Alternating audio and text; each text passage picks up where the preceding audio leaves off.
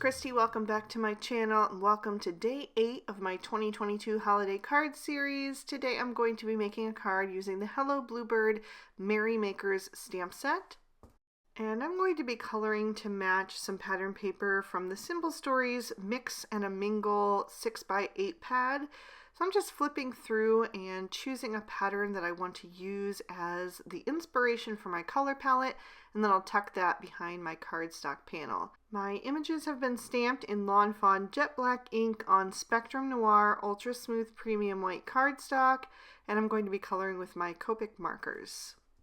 So I'm starting with my reindeer, and I usually go a little bit lighter when I'm doing deer, so I decided to go a bit darker just to change things up for today.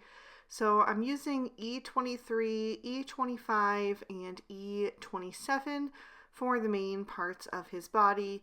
I like to color darkest to lightest, so I'm using the E27 first to lay in my shadows. And they're pretty much equal on the left and the right since he is facing completely forward. I like to keep the highlight on my critters or people's face so you can see all of their sweet features. So once I have my shadows laid in, I'm going to come in with my mid-tone, which is the E25, and I'm going to begin to bring that in. Now, because I am using such dark colors, I'm still sticking very close to the outside edges with these. Otherwise, your image can get overwhelmed very quickly and become very dark. So I am leaving a lot of space for my highlight shade, which is going to be the E23.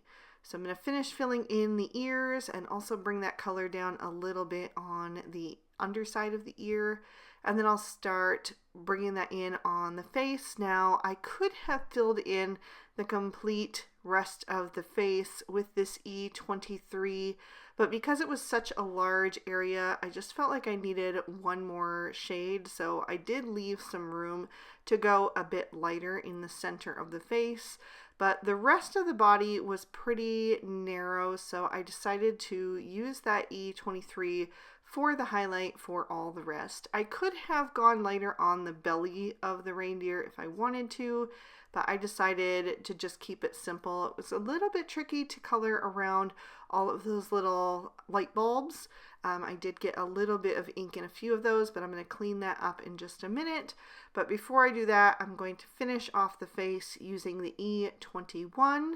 So I'm just going to bring that in. It's not a perfect blend from the E23 to the E21, so I will have to work over that a little bit. I did also do a complete second layer off screen, but before I did that, I just wanted to show you that I just went back to my E23, flicked in a little bit more, and then blended that out with the E21 again, and then filled in the insides of the ears and the muzzle, and also the antlers with the E21.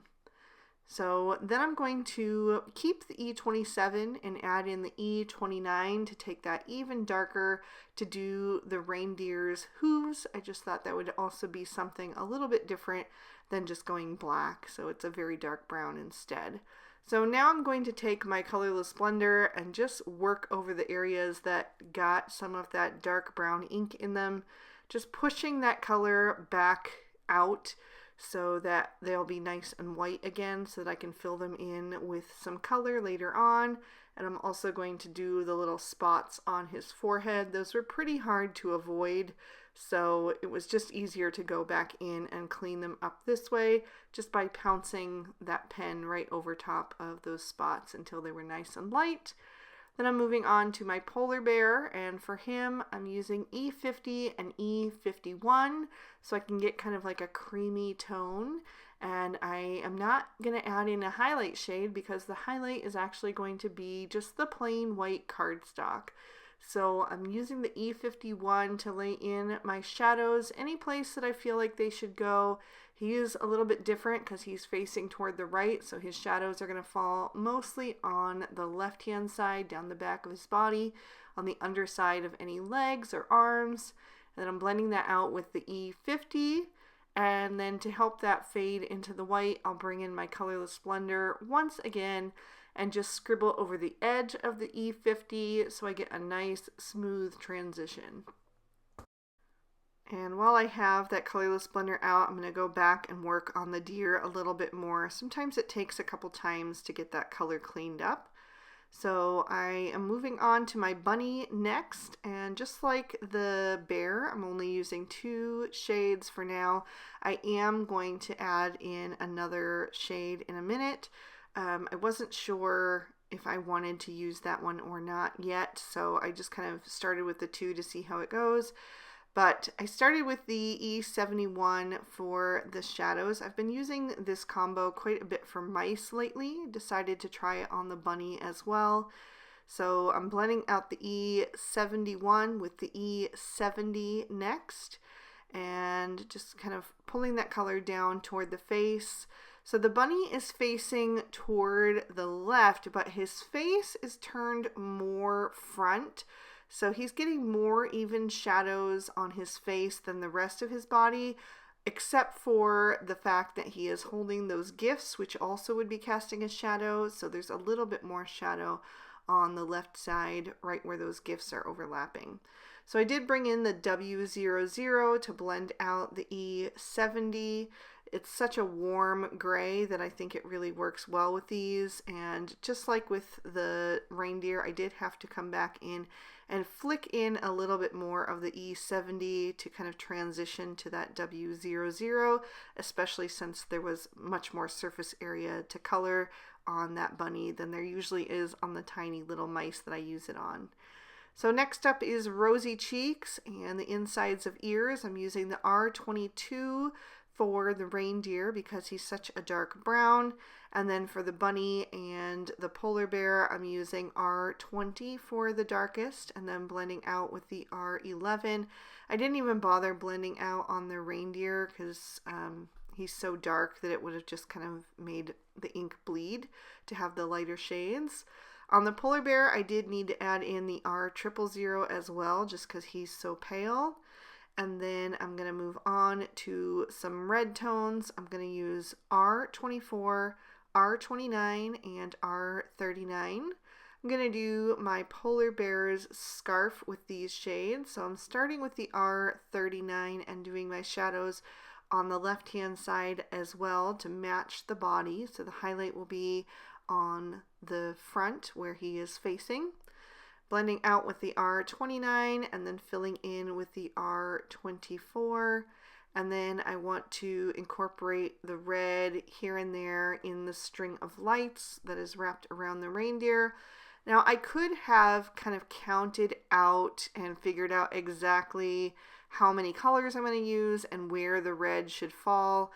I just kind of winged it. I wasn't kind of too worried about whether or not they were all going to be exactly in order, especially because the strand of lights is wrapping around his body, so you're missing some of the light bulbs in that strand anyway. So I just kind of went for it and stuck them here and there. I'm also going to do the ribbon on the bottom gift in the bunny's stack, and then I'm going to do the box on the gift on the top. So I did my shadows in the center of the ribbon where the fabric is gathered together, and then for the gift on top I did it on the left hand side and also on the other side of the package. I did it up the left because there's that ribbon there that would also cast a shadow. So blending out toward the top left corner for the highlight on that. And then I'm going to switch to another color, and this time I'm pulling in the background of the pattern paper. It's that really dusty teal shade. So I went with BG72, BG75, and BG78. This is what I'm going to use for my Christmas tree. I'm putting the BG78 down at the bottom of each tier, and then I'm also going to take it up each of the little sections of the artist drawn lines there. And then I'm going to begin to blend that out with the BG75. So you can see this is a really close match for that pattern paper. Because that pattern paper this shade is so dominant in it, I'm only going to do this one image. It's a bigger image, so it's really going to tie in that pattern paper nicely. but I just wanted to do it on the one and then concentrate on the little pops of color that are in those stars on that pattern paper for the rest of my accessory images. So I'm filling in the highlighted area with the BG72, and then I'm moving back to my E25 and E27 for the trunk. I could have done this when I colored the reindeer, but I just wasn't thinking that far ahead, so no big deal. I'm going to move on to a yellow combo next. It's kind of got a bit of a kind of a desaturated hue in there in those yellow stars. So I did pull in the Y26, which is going to mute out the brighter Y15 and Y13 just a bit on the edges. So I did the reindeer's scarf using the Y26 for the shadow, and then the Y15 for the midtone, and the Y13 for the highlight. I'm also going to pick a few of the light bulbs to color here and there, just doing the same exact process. Yes, I did squeeze all 3 shades onto those light bulbs. Do you have to? No. You can just do 1 or even 2, but I just like to have that high contrast in the coloring.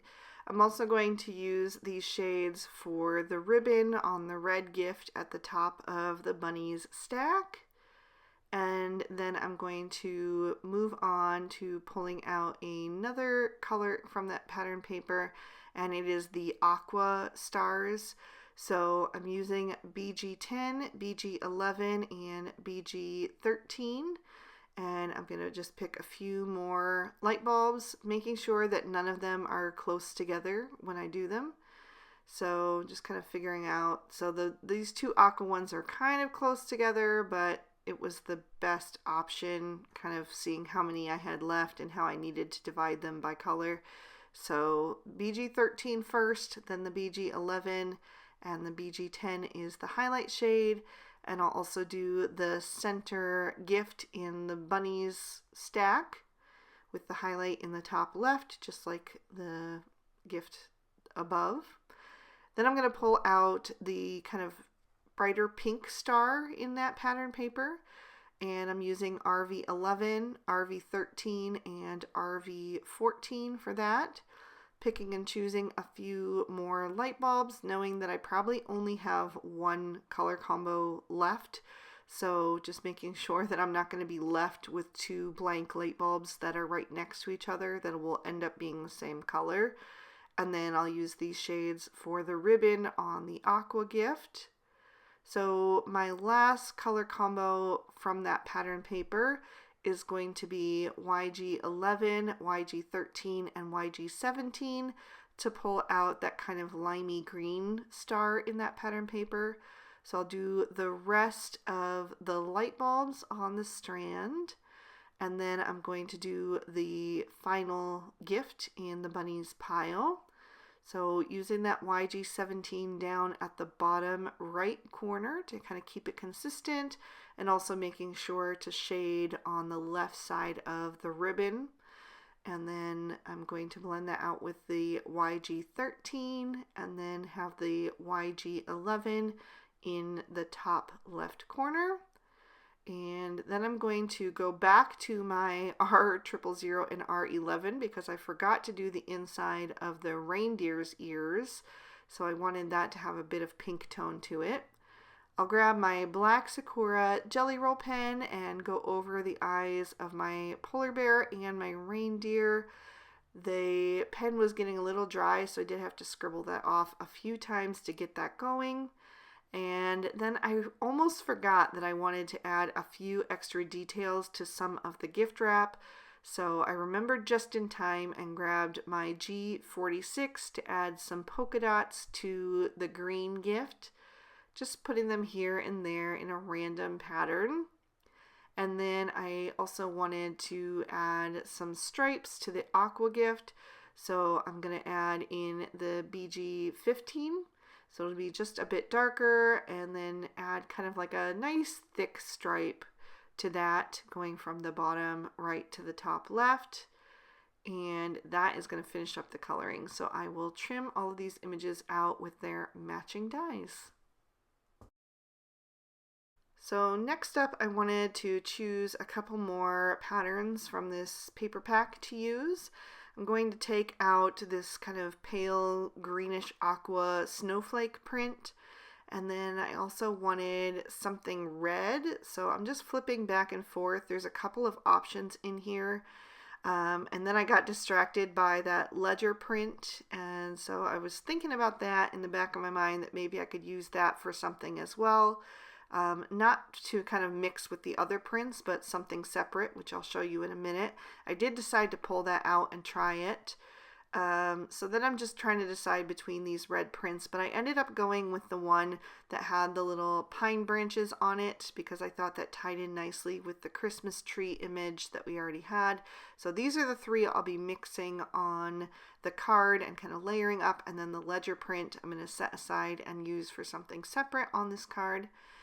Before I get to trimming those down, I'm going to stamp on the inside of my card.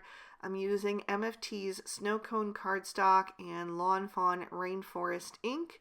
I'm stamping out another image from the Merry Makers stamp set. It's a little fox ringing the bell, and then the sentiment is also from that set, which says, "You're on my nice list." So I have trimmed down the snowflake print and an extra piece of white cardstock using the Nesting Decal A2 dies from Hello Bluebird. And I just need to make sure that the edges line up on there so that they are kind of, you don't see the white cardstock behind it. It's just to give it a bit more stability so that I can pop it up on my card. Those are the dies that I use there. And then I also use that plus the Hill and Dale dies from Hello Bluebird to do a snowdrift. So once again, just making sure I have it the right direction before I attach that, so all of the little deckled edges line up. The other two prints are going to go directly on my card base. I trimmed this one down with my paper trimmer to be 4 1/4 tall by 5 1/2 wide, so it is going to completely cover the front of my standard size card. And then I'm going to add the red print going across just a little low of center to just break up a bit of that star pattern. Then I'll bring in my focal panel, and there are the Hill and Dale dies that I forgot to show earlier, and I have added some foam tape to the back of that panel so that I can pop it up. So just peel off the release papers, make sure that it is centered on the card, and then smooth that down into place. And then I'm going to work on my sentiment. I'm using the new special delivery words that were just released from Hello Bluebird, and I have die cut that out of some Lawn Fawn Barn Red cardstock, and then also out of that ledger print, because I thought it might be fun to have a tiny pop of a subtle print behind the solid red letters, just to give it a little extra something. So I'm going to use my EK Success reverse tweezers to hang on to that, just to keep my fingers out of the glue. And then I'm using my Barely Art Precision Craft Glue with that really fine nozzle so I can get behind all of those little delicate places on those letters. And then I'm going to line it up so it's shifted slightly to the right and the drop shadow is slightly to the left. Make sure that that is pressed down firmly, and then I will pick that up once again with my reverse tweezers and add some more glue to the back so that I can add this to my card front. So you guys recommended this glue to me, and I am so glad that you did, because it has changed my crafting life. It is definitely my absolute favorite now. So I'm going to put that pretty high up on the scene so that I have room for my critters down below, just making sure that it is about center. And then I noticed it was shifted slightly to the right, so I just needed to move it a tiny bit to the left and then press that down into place. And then I just needed to work on the eye in this special. So the whole die cuts out all of the letters together, which I love. It's not too fiddly to work with. The only thing that's separate is the eye in special. So I'm going to do the ledger print first, just making sure it matches up with the print down below, and then adding the red dot over top, slightly shifted to the right. And then I'm going to lay out my images so I know exactly where they're going. They are going to cover up a little bit of the sentiment, but I'm just trying to be careful to make sure that they don't cover up so much that you can't read it anymore. So I'm just being careful how I place them. So I'm going to lift them up with my fingers this time and then just adhere them down into place. And they're going to overhang the bottom edge of that focal panel just a tiny bit, just to make sure that all of those letters are clearly legible, like I said. So I'm going to put the bunny over on the right hand side, so each of the other critters, the bunny and the bear, are kind of facing the reindeer, who is, kind of front and center on the card. So everybody's coming together to kind of bring in their Christmas decorations and have a little party here. So I was looking through my little embellishments and I found this pack of little sequins and snowflakes from Lucy's Little Things, and I know this is not from this year. It's either a year or two old, so I will link it down below if I can still find it, and if not, I'll try to link to something similar.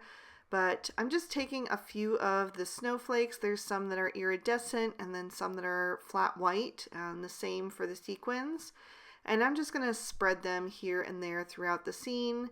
And then I will pick them up with my Studio Katia embellishment wand and then set them into the glue using the Barely Art Precision Craft glue. And I did kind of turn the snowflakes a little bit just so they weren't all kind of coming down in the same exact direction, perfectly perpendicular. And then I'm just going to fill in here and there. I may have gone slightly overboard with the sequins. I don't know. Once they were out, I just kind of wanted to keep using them. So I probably could have stopped right there, but I decided to add a few more. And if there's any time of year to go over the top with sequins and snowflakes, it's got to be Christmas time, right? So I am just going to finish up adding a few more of these until I'm happy with how it looks. And then I am going to add a bit of extra sparkle using my favorite embellishment, which I pretty much use on every holiday card, which is Stardust Stickles. And I am going to fill in all the centers of my sequins. I just like to do that. The hole doesn't bother me that much. I know it bothers some people, but I just like the opportunity for a little extra sparkle on the card. My bottle is getting low and it keeps clogging up on me, so I just use the pin from my Barely Art Precision Craft glue to keep it going. It is from last year, so I've had it a while. It's probably time for a new one. And then I also wanted to add a bit of sparkle to the letters, but I didn't want to cover them completely, so I just put it on the lower part of each of the letters. And I really did like the look of that. It's almost as if they've been out in the cold too long, and so the frost is kind of creeping up them.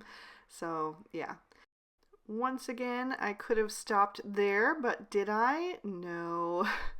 I continued adding more stickles to the ribbons on the two gifts that were facing forward, and then I put a little tiny dot on each of the light bulbs, and then I also added a bit to the bottom edge of the different tiers of the Christmas tree and also the little artist drawn sections in there. And then I finally called it good. So I will lift that up to the camera so you can see all of the sparkle and shine and give you another peek at the inside. I really hope you guys enjoyed this one. If you did, please be sure to hit that like button and leave me a comment down below. Subscribe if you haven't already. Ring that notification bell. All of that helps so much with the YouTube algorithm, and I really, really appreciate it. All of the products I use will be listed and linked in the description bar below. And if you'd like to keep watching, here is day 8 of the previous 2 years of holiday card series, so you can click on either one to check them out. Thank you so much for spending your time with me today. I hope you enjoyed it, and I'll see you soon in another video. Bye-bye.